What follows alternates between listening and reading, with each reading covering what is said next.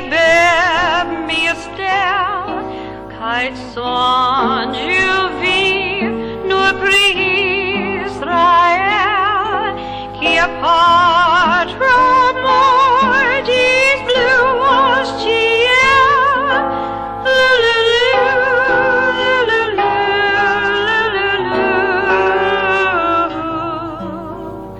son Juvie. 이보다 더 아름다운 것이 있을까?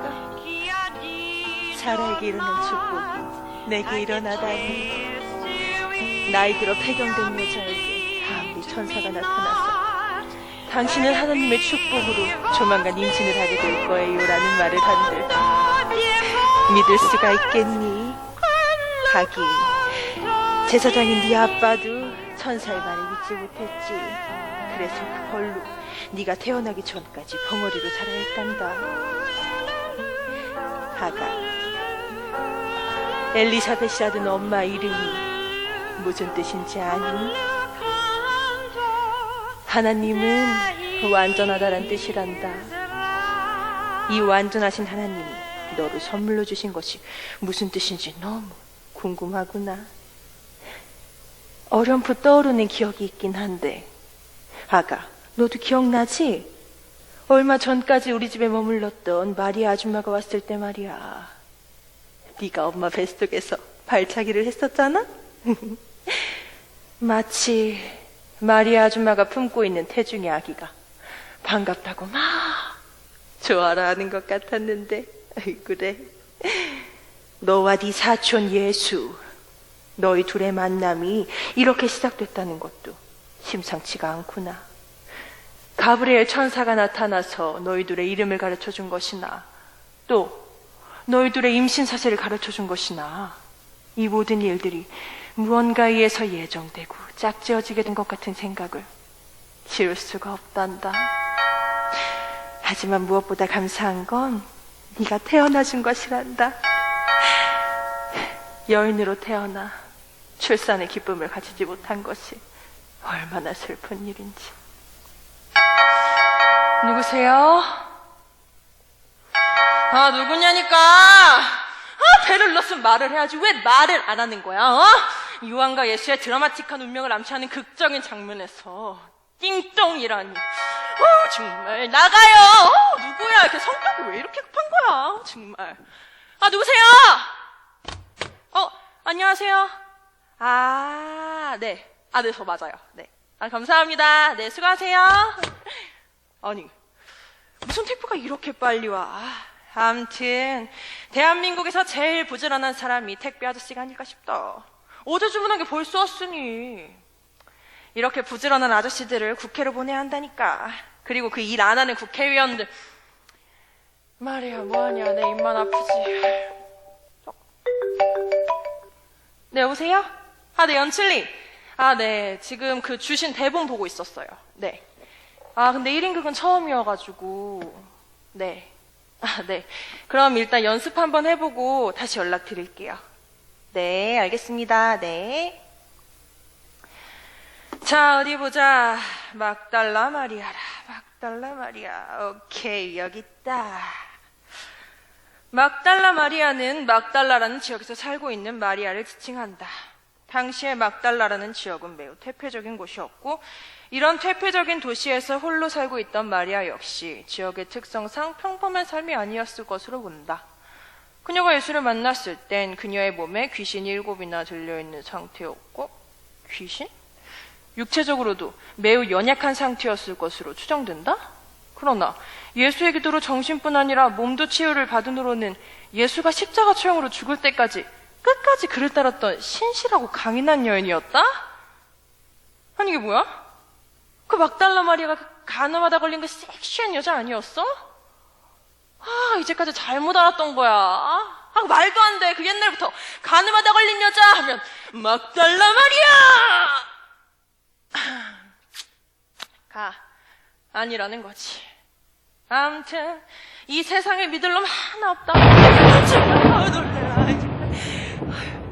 그 하나님한테 그런 거 아니에요. 이럴 때 보면 완전 빠르다니까. 그럼 이거 어디서부터 잘못된 거야? 그냥 섹시하고 정열의 화신처럼 표현하려고 했었는데 완전 그 반대 이미지잖아. 그럼 이게 어디서부터 잘못된 거야? 그러니까 섹시하고 강단 있고 끈기 있는 여인이라 이거지. 예수와 마주한 마리아는 현재 귀신 들린 상태로 분노, 질투, 식탐, 탐욕, 색욕, 나태, 자만의 7 귀신을 표현하고 있다. 아니 뭐가 이렇게 복잡해. 그냥 딱 보니 미친년이구만. 간단한 걸 가지고 그냥 한번 그럼 가볼까? 뮤직 스타트. 내 이름은 마리아, 한마는 여인이죠. 사람들은 나를 보고 미쳤다고 비웃으면 말을 하지만 난 미치지 않았어. 너무 특별한 거야. 이런 내가 부러워서 질투하지. 특별한 내 인생을.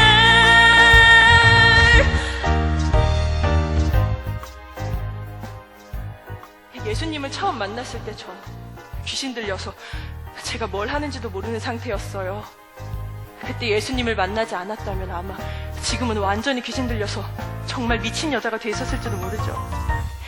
그 당시 전 부모님께서 약간의 유산을 물려주셔서 경제적으로는 부족한 게 없었죠.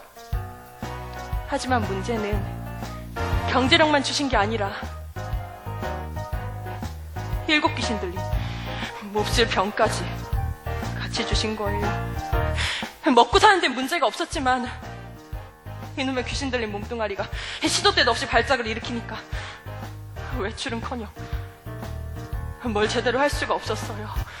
그러다 상태가 조금 좋아지면 부랴부랴 외식도 해보고 산책도 가곤 했지만 마음은 언제 다시 귀신 들린 몸으로 돌아갈지 모르니까 늘 조마조마했죠. 그나마 다행인 건 부모님께서 물려주신 그 유산으로 용하다는 점술사나 무당을 불러서 귀신 쫓는 일을 할 수 있는 거였어요. 하지만 그 사람들은 모두 다 가짜, 사이비, 사기꾼들이었어요. 그런데 그 누구도 못한 일을 청하지도 않았고 유명하지도 않고 아무것도 바라는 게 없던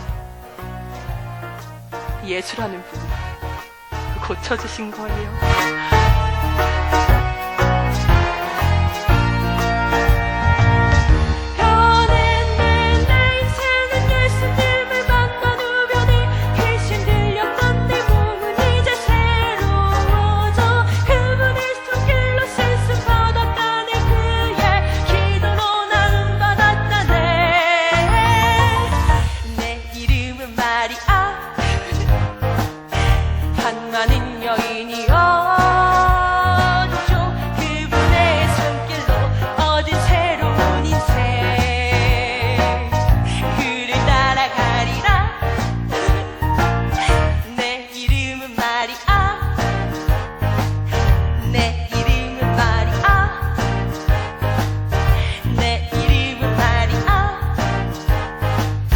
내 이름은 마리아. 그때 예수님과 첫 만남을 가졌을 때가 기억나네요. 예수님을 굴복시키겠다고 당당히 나선 나였지만 예수님 앞에 서는 순간 머릿속이 하얘지면서 알 수 없는 기쁨에 저도 모르게 눈물이 나더라고요. 그래서 그분께 좀 더 다가서려고 했는데 몸은 제 의지와 상관없이 멀어지더라고요. 다가서려는 제 본능보다 멀어지려는 귀신들의 본능이 더 셌나 봐요. 그런데 예수님은 어느새 제 곁에 오셔서 머리에 손을 얹고 기도하시는 거예요. 그 순간 제 몸에선 귀신이 빠져나가는 게 느껴졌고 그 후로 전 다시 태어난 거예요. 도대체 뭐가 뭔지 모르겠네. 막달라 마리아. 어쨌든 창녀가 아닌 건 분명한데 이게 생각했던 것과 너무 달라.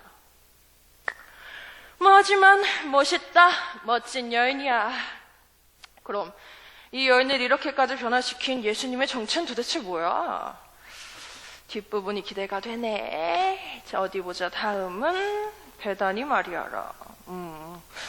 예수가 예루살렘에 입성하기 전 베다니에 들렀을 때 마리아가 자신의 결혼 지참금으로 준비해 두었던 값비싼 향유를 예수의 발에 붓고 자신의 머리칼로 씻어드린 사건은 유명한 일화로 성경에도 기록돼 있다.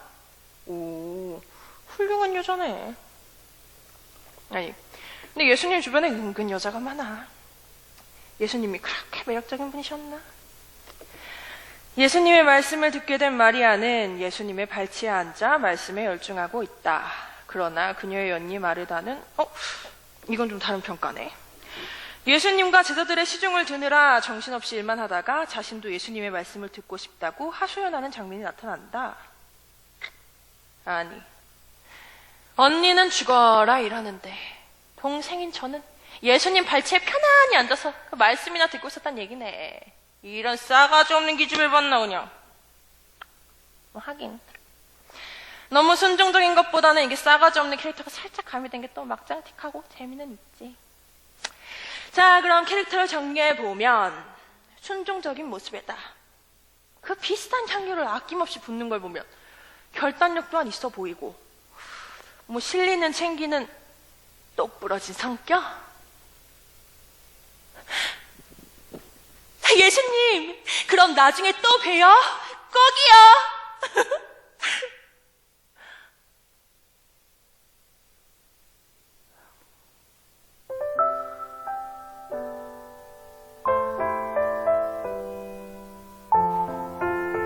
제가 예수님께 받은 은혜는 이거예요.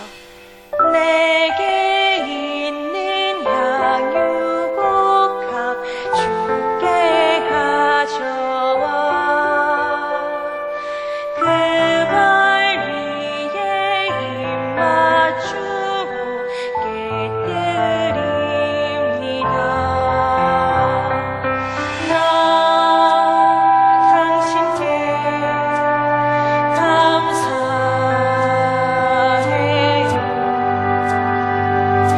내 삶의 전부를 드리는 거죠. 세상 사람들은 이러한 날 보고 비웃죠. 말을 쏟다 말들어지요.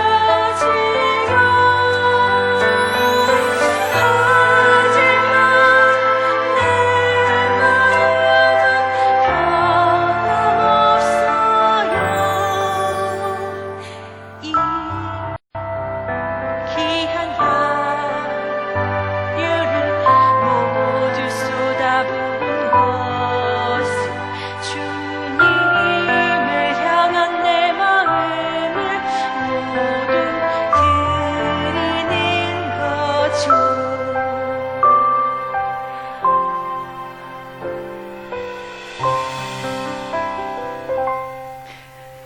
제가 왜 이렇게 예수님 바라기가 됐는지, 또 그토록 비싼 향유를 예수님 발에 모두 부었는지 아세요? 모르시죠? 모르는 게 당연하죠. 아침에 뭐 먹었는지도 기억 못하는데 2000년 전 일을 어떻게 기억하겠어요? 자, 야, 저희 마을은 예루살렘으로부터 동쪽으로 한 3km 정도 떨어진 곳에 있어요. 문둥병자들과 소외된 사람들이 많이 거주하고 있는 격리된 마을이나 마찬가지죠. 이런 저주받은 마을에서 저와 나사로 오빠, 마르다 언니가 함께 살아요. 그런데 나사로 오빠는 병이 들어서 언니와 제가 생계를 책임지고 있죠. 그러던 어느 날 예수라는 분이 저희 마을에 오신 거예요. 이런 저주받은 마을에 누군가가 왔다는 것만으로도 큰 뉴스감이 되는데 그보다 더 큰 이유는 우리 마을을 찾은 그 사람이 천국의 말씀을 전하고 이적을 베푼다는 화제 인물이라는 거였죠. 그 예수라는 분은 소문대로 병자들과 이야기하고 고민도 들어주고 발도 닦아주고 뿐만 아니라 병도 낫게 해주시는 거예요. 이러니 누가 그분을 싫어하겠어요. 너도 나도 예수님을 자기 집에 모시고 병이 치료되는 기적을 바랬죠. 그래서 언니와 저도 나사로 오빠의 병을 낫게 할 수 있을지 모른다는 기대함으로 예수님을 저희 집에 초청했어요. 그랬더니 두 말 않고 선뜻 제자들과 함께 저희 집에 오셨죠.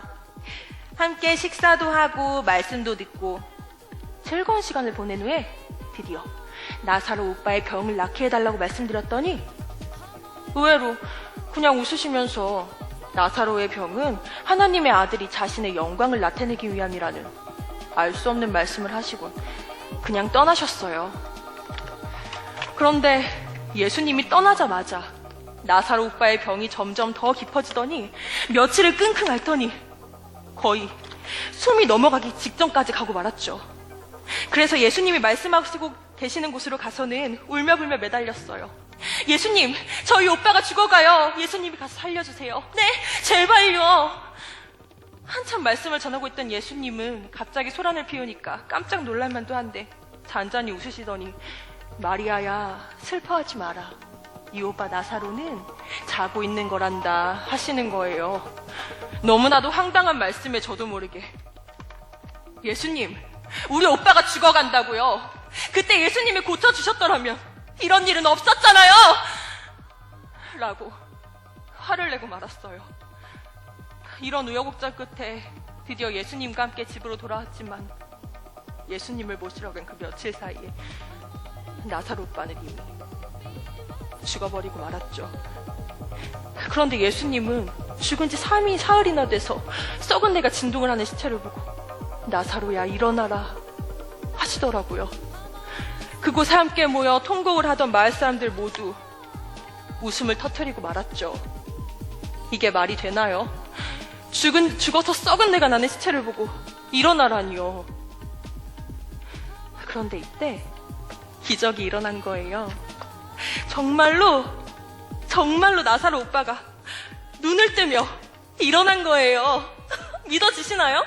아마 저도 누군가의 얘기를 들은 거였다면 뻥치지 말라고 못 믿었겠지만 제가 직접 겪은 일이니 믿을 수밖에요. 이러니 제가 그 비싼 향유를 아낌없이 예수님 발에 부었는지 이제 아시겠죠? 죽었던 제 오빠를 살려주신 분인데 향유가 아니라 더한 것이 있더라도 들을 수밖에요. 이야기 끝!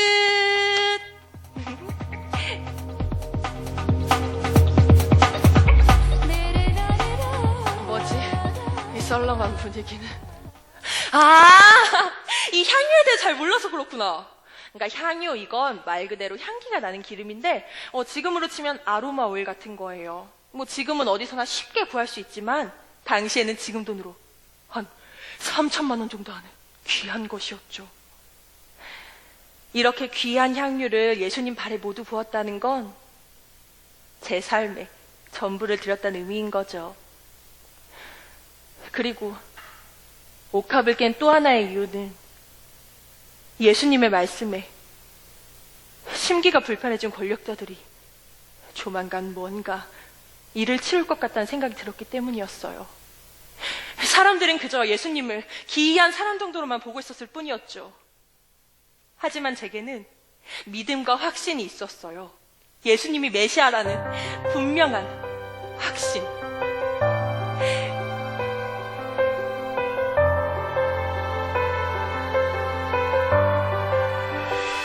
나는 믿네, 그는 메시아. 나는 믿네, 그는 구원자. 그는 자신이 본을 보이셨네. 사랑 실천했네. 나는 보네, 그의 사랑. 나는 보았네, 그의 희생을. 하지만 세상 모든 사람들은 그를 무시했네. 제발 조심하세요. 저들은 당신 목숨 노리고 있다.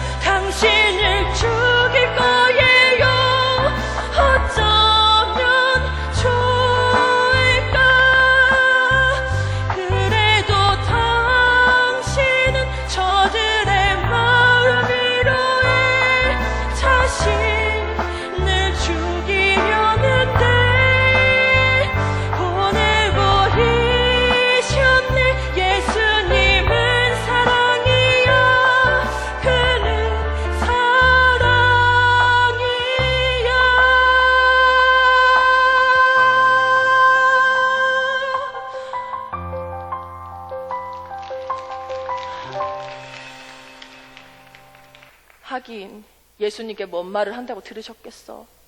예수님, 위험이 다가와요. 저들을 조심하세요. 라고 한들, 그래? 내가 죽을 순 없지. 일단 살고 보자. 하실 리도 없고, 뭔가로부터 해를 당한다 할지라도 눈 하나 꼼짝 안 하고 맞으셨겠지. 그런데 이 여자도 참 대단하다. 어떻게 자기 오빠가 죽어가는 마당에 예수님이 살릴 수 있다는 믿음이 들었을까? 믿져야 본전이다, 이런 마음이었나? 그렇다 하더라도 대단한 거네. 왠지 모르게 마음이 짠하네. 갖고 싶다, 그 믿음. 자, 우리 다음은, 드디어 예수의 어머니 마리아. 자, 예수의 어머니 마리아는 요셉과 정혼한 상태이긴 했지만 성령으로 예수를 잉태한 동정녀 임신설의 주인공이다. 하긴 예수님이 아무리 신적인 존재라 하더라도 어쨌든 육체를 통해서 나왔으니까 엄마의 존재를 전혀 배제할 순 없겠지.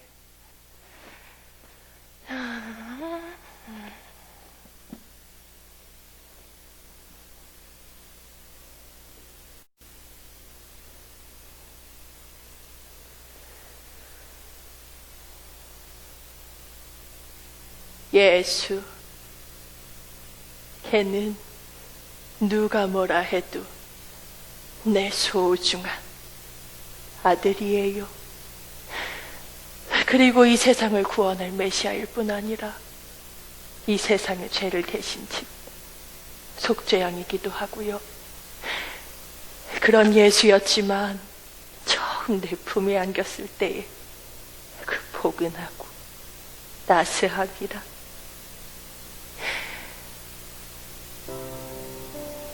제가 우리 예수를 낳고 나서 얼마나 울었는지 아세요? 아무런 연고도 없는 외롭고 쓸쓸하기만 한 베들레헴. 그것도 변변한 깔개도 덮을 것도 없이. 처음 임신한 걸 알았을 땐 너무나 무서웠어요. 나는 신앙심이 컸던 것도 아니고 뭔가로부터 특별히 선택된 것도 아닌데 천사의 방문을 받은 거였죠. 한밤중에 나타난 천사는 다짜고짜 네가 성령으로 임신을 할 텐데 그 아이는 메시아다. 이름을 예수라 해라. 믿어지세요? 처음엔 저도 꿈인가 했는데 시간이 흘러 정말 몸에 이상이 생겨서야 그때서야 비로소 그때 내가 봤던 게 정말 천사가 맞구나 하는 생각이 들면서 무서워지더라고요.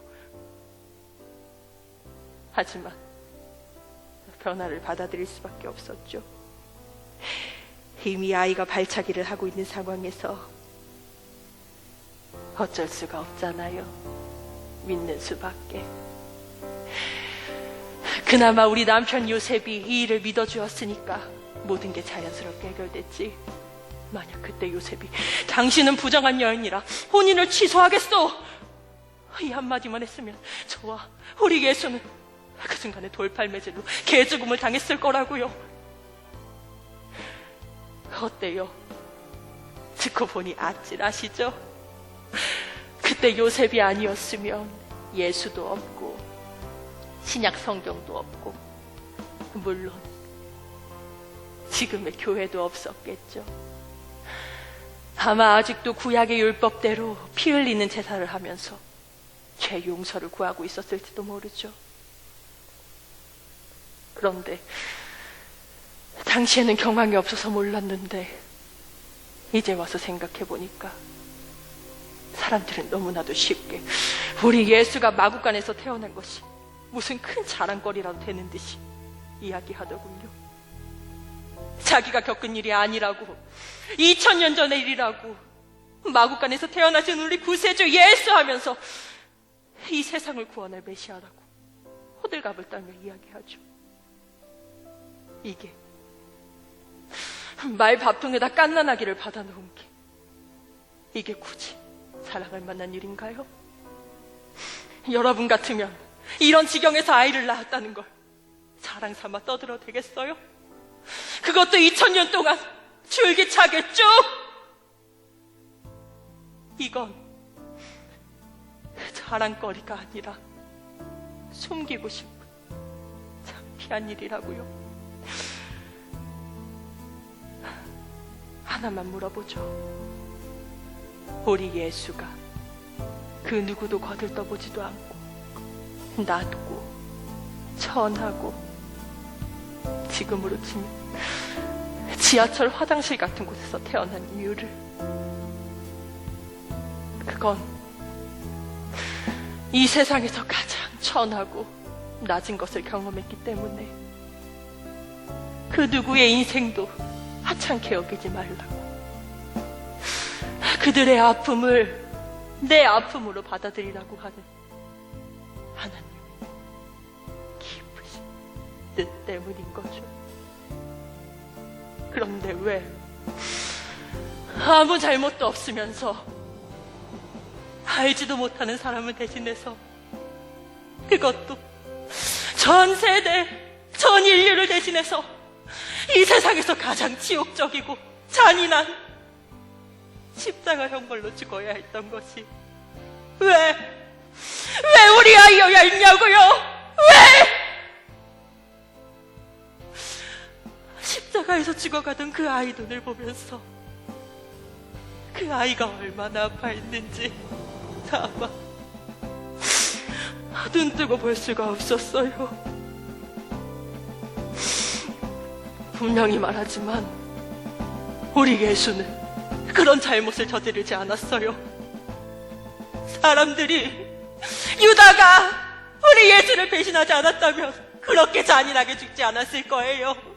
죽어야 할 사람은 우리 예수가 아니라 당시 십자가 판결을 내린 빌라도 총독을 비롯한 바라바를 연호했던 사람들, 그리고 지금 이 자리에 있는 나와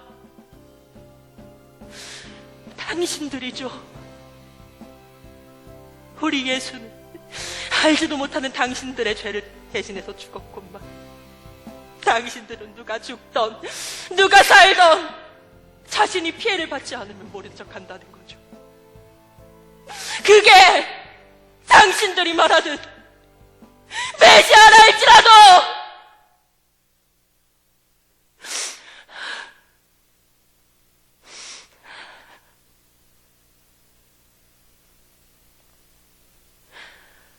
죄송해요. 제가 너무 흥분했네요. 왜냐하면 우리 아들 얘기라서 제가 흥분하지 않을 수가 없었네요. 어쨌든 우리 예수가 그렇게 십자가에 달려 죽었어도, 사흘 만에 부활해서 하늘에 올랐어도 당신들에게는 경배하고 찬양해야 할 메시아지만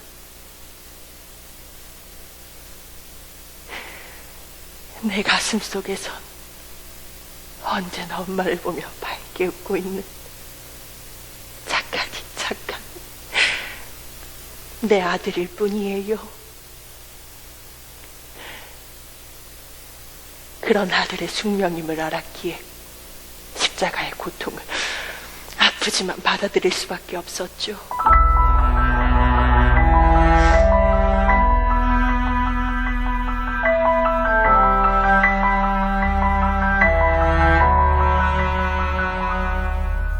이것이 하나님의 정하신 뜻이라면 받아들일 거예요. 아버지의 크신 뜻 따를게요. 하지만 이 아이는 배아파나 내 아이죠. 그가 뭐라 한데도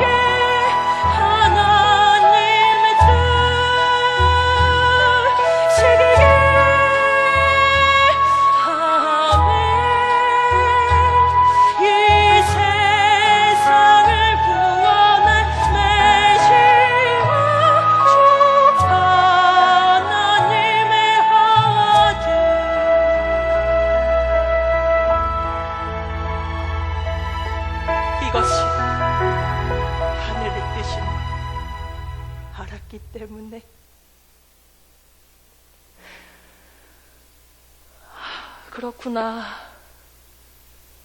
이게 엄마의 마음이구나. 하긴 나라도 아무 잘못 없는 우리 애가 그렇게 됐으면. 생각만 해도 끔찍하네. 어쨌든 이제는 앞으로 말구이에 대해 다시 생각해봐야겠네. 네, 여보세요? 네, 연출님. 네, 한번 쭉 연습해봤는데요. 쉽진 않네요. 네. 아, 그래도 욕심은 나네요. 그래서 한번 도전해보려고요. 오디션 봐서 떨어지면 어쩔 수 없지만요. 네, 그럼 지금 바로 찾아뵐게요. 네.